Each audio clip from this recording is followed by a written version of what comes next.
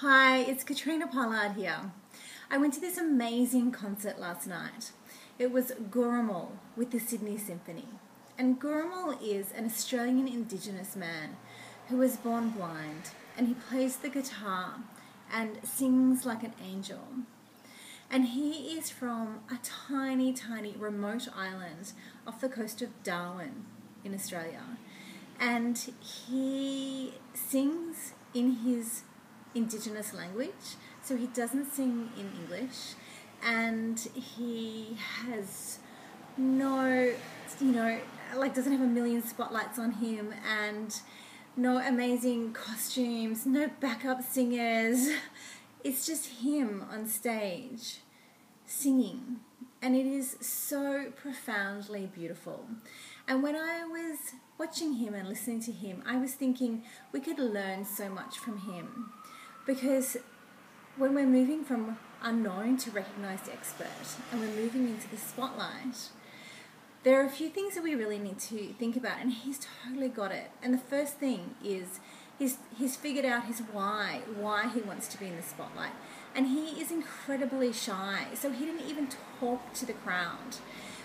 But he used footage of his elders speaking and his clan speaking about that he is using his gift to share his culture and his stories and his dances and the totems and all of the amazing culture from where he's from, and sharing that with the rest of the world and white culture. So he's not craving the spotlight just for the sake of it. He has a purpose, he has a higher purpose of sharing his beautiful Indigenous culture. The other thing that I thought that he did so beautifully was that he was just himself. As I said, he didn't have the backup singers, he didn't have the dancers, he didn't have the 10 spotlights. He just was himself on stage, and he wasn't trying to be anyone else. He wasn't trying to be what you would imagine a superstar to be. He just came from the heart, and he sang from the heart, and he was vulnerable and beautiful, and it resonated with people. He had 2 standing ovations. So it was beautiful because he was just purely himself. And the third thing that he did beautifully was just beautiful storytelling.